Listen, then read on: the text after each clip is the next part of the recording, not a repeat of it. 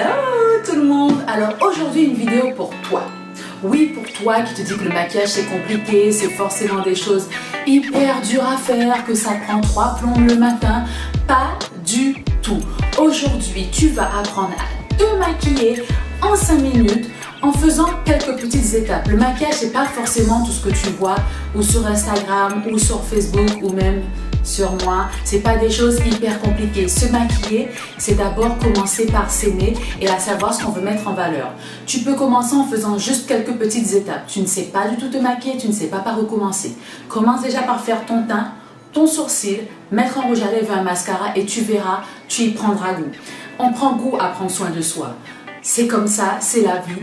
Nous sommes des femmes et il y a même des hommes maintenant qui aiment prendre soin d'eux comme ça en se maquillant. C'est comme ça. N'hésite pas à regarder cette vidéo et teste chez toi. Il n'y a rien de compliqué. Je te donne toutes les étapes et tu auras ce résultat-là. C'est pas plus compliqué que ça. Pour commencer à se maquiller, c'est déjà super. N'hésite pas à me dire en commentaire ce que tu en as pensé. Un petit j'aime. Tu t'abonnes pour comme ça tu continueras à apprendre au fur et à mesure des techniques pour te maquiller simplement chez toi sans te prendre la tête. Et voilà les amis, me voici de retour, visage à nu, comme prévu, n'est-ce pas? Tout ce que j'ai mis, donc c'est ma crème hydratante, mon gel hydratant tellement différent de Clinique et mon soin yeux défatigant et hydratant de chez Sephora. Donc on va rentrer tout de suite dans le vif du sujet. Ce qu'il faut, c'est appliquer une base. La base, ça va permettre au maquillage de tenir beaucoup plus longtemps dans la journée. Et ici, en Guyane, comme il fait chaud, c'est très important. Cette base va aussi permettre d'offrir une protection à votre peau contre les pigments colorés du maquillage, d'accord? Il y a des bases de différentes sortes. Pour matifier, pour hydrater, pour protéger contre le soleil. Il y a différentes bases. Moi, ce que j'aime bien, comme je vous ai déjà dit, ma peau a été très grasse. Donc, j'aime bien les bases qui permettent d'affiner un petit peu les pores, qui ont un petit peu flouteur d'imperfection. Donc, pour ça, je vais tester celle-là aujourd'hui. C'est celle de Benefit. The Porefessional. Voilà. Excusez l'accent. Et donc, c'est une base qui permet de minimiser l'apparence des pores. Donc ça ainsi comme une crème hydratante normale hein, finalement. Peut-être que si j'enlève pas l'opercule, ça va pas le faire. J'en mets un petit peu. Voilà. Ouais, j'en ai mis sur mon front, même si j'ai pas de pores dilatés sur le front, on est d'accord? Hein? C'est pas grave, hein? On est là, on s'éclate. Alors c'est une texture un petit peu gel. Voilà. J'en mets un petit peu partout. Voilà. Enfin bon bref, et donc voilà, donc là j'ai appliqué ma base. La base elle est transparente en général, elle peut avoir des petits réflecteurs de lumière pour apporter une bonne mine, ça dépend vraiment des bases que vous allez acheter. Ensuite on va passer à l'application du correcteur. À quoi sert un correcteur? Moi j'ai un correcteur orange, j'aime beaucoup celui de MAC, le Conceal and Correct Duo, et j'utilise principalement le correcteur orange. Pourquoi du orange? C'est de la colorimétrie. Et en fait, le orange permet de corriger la couleur un peu sombre que vous pouvez voir un petit peu là, sous les cernes. Et c'est pour ça qu'elles en mettent ici aussi parfois. Parce qu'ici, en général, sur nos peaux, c'est un petit peu sombre. Et sur toutes les taches un peu sombres qu'on peut avoir, d'accord? Donc ça sert à ça. Quand vous voyez les filles mettre de l'orange un peu partout, c'est pas comme ça. Il faut vraiment adapter le maquillage à votre peau et à votre visage. Le orange, ça sert à corriger les taches foncées et tout ce qui est foncé sur votre visage. Donc moi, ce que je fais, c'est que j'en mets.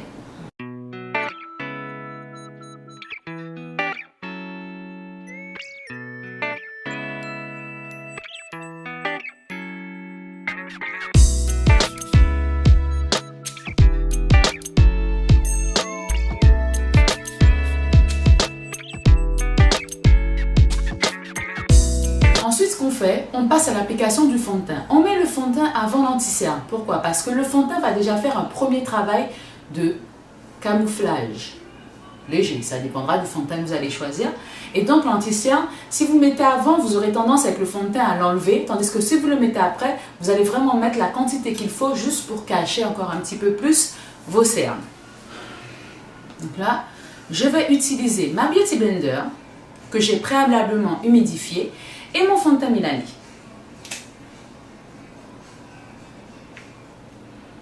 Donc on en met un petit peu ici.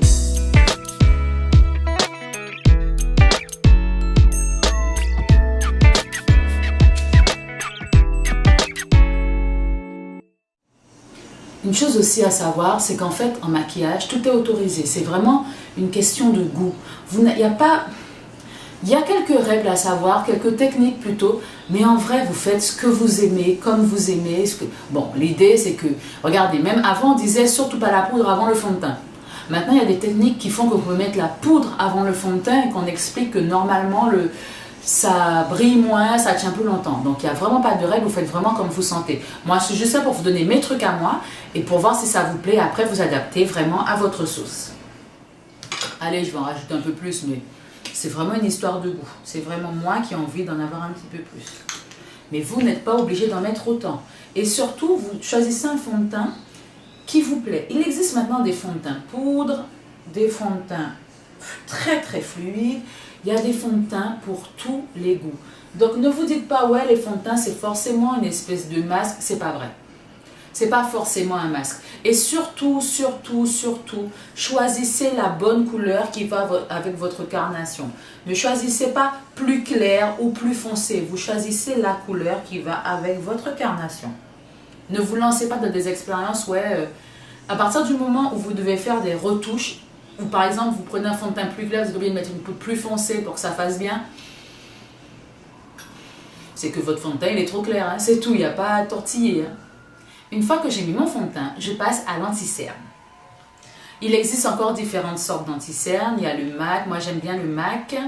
J'ai acheté le NARS, que je vais tester avec vous aujourd'hui. Alors, je n'en mets pas exactement directement trop près de l'œil. Parce que comme je commence à avoir des petites ridules, hein, bah oui, l'âge, qu'est-ce que vous voulez faire? C'est la vie. C'est comme ça, il faut accepter. Voilà. Je mets mon anti-cerne.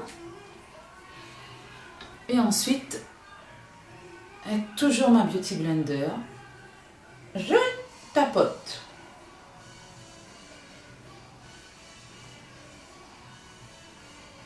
Alors oui, je l'ai choisi un petit peu plus clair parce que j'aime bien les feuilles un peu plus clairs. Voilà ce que ça donne là.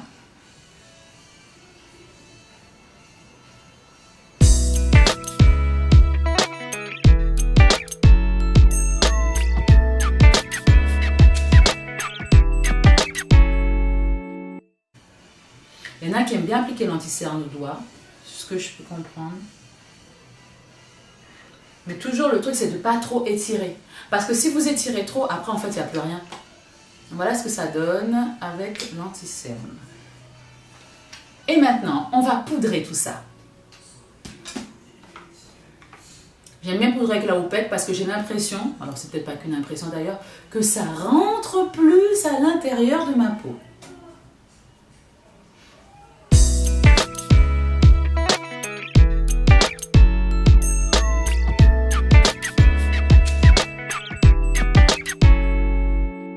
C'est fait. Maintenant, autre chose importante, ce sont les sourcils. Les sourcils, c'est ce qui donne du caractère au visage et ce qui va permettre de donner un effet encore un petit peu plus maquillé sans trop forcer.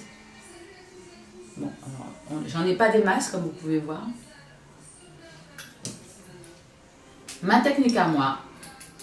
Alors moi, j'ai le Spike Eyebrow crayon pour sourcils de chez MAC. Il est tout fin, il a une petite pointe comme ça qui monte, mais qui ne redescend pas. Donc faites attention. Donc je fais monter et ensuite je fais d'abord le dessous. Je fais bien le dessous du sourcil. Après, en hachurant, je remplis le sourcil.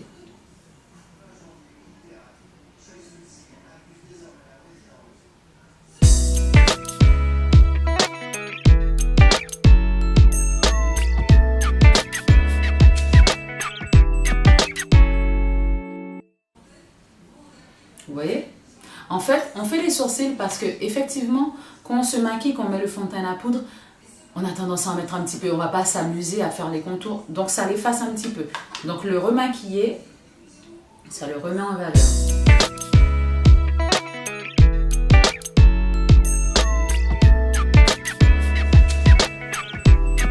Le blush. l'os ici, c'est l'os de la pommette. Vous devez mettre votre blush en dessous.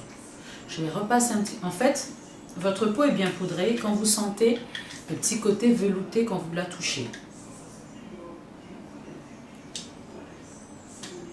Vous y allez, franchement. Après, vous inquiétez pas. Hein. La poudre, avec la chaleur, l'humidité, etc., c'est ce qui... Vous n'aurez pas cet effet poudré tout le long. Déjà parce qu'on a des fixateurs et parce qu'on émollit un petit peu la poudre. Et en plus parce que la chaleur et l'humidité, elles se font bien dans le fond de teint. Et du coup, ça permet juste de tenir et de matifier. Voilà.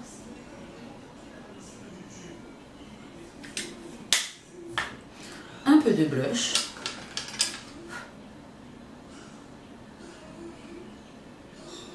Pour donner un petit peu de relief au visage, vous voyez, pour le sculpter un petit peu. C'est pas que pour donner du rose aux joues, hein, c'est beaucoup pour sculpter le visage. Une fois que vous avez mis la poudre et le fond de teint, le visage est un petit peu plat. Quand vous mettez des choses comme du blush, de l'highlighter, ça redonne un petit peu vie au visage. Voilà.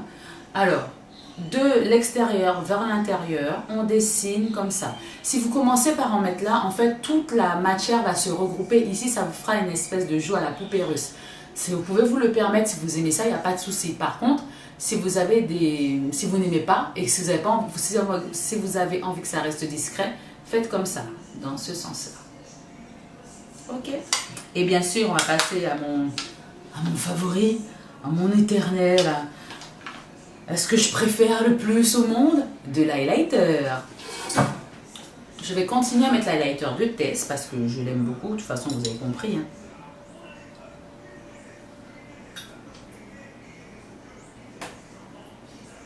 Et en fait, l'highlighter, ça va vraiment donner encore plus de relief à votre maquillage. Regardez la pommette.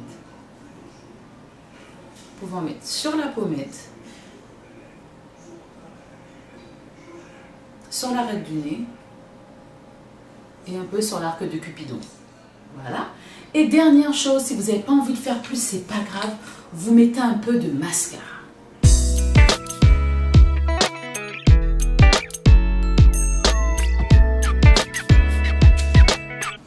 Voilà.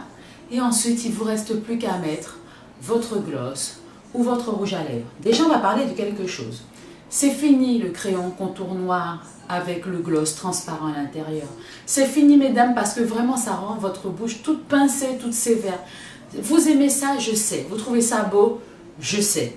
Mais essayez un crayon marron foncé, ça vous donnera toujours le contour foncé. Je comprends, vous aimez bien dessiner vos contours de lèvres parce que du coup, quand on met du nude, vous n'êtes peut-être pas prêt, vous trouvez ça pas joli, il n'y a pas de problème. Mais un crayon marron foncé, c'est possible aussi. On va essayer.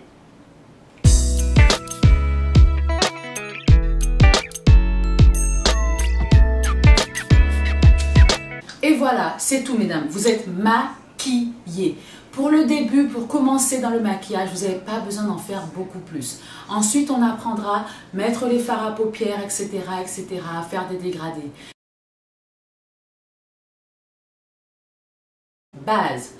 Correcteur, si vous en avez besoin. Correcteur vert, si vous avez des petits boutons rouges. Correcteur orange, si vous avez des zones foncées à cacher. Fond de teint. Anti-cerne. Poudre. Sourcils. Mascara, lèvres. Et vous êtes maquillée.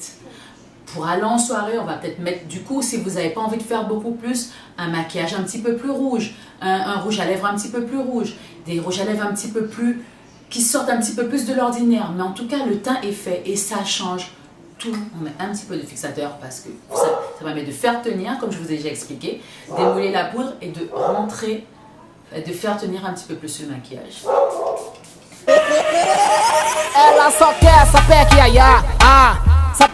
Et voilà, la vidéo est terminée. Je vous fais de très très gros bisous et je vous dis à très bientôt. La prochaine fois, on apprendra à mettre du fard à paupières. Déjà un, ce sera déjà pas mal. Allez, à très bientôt.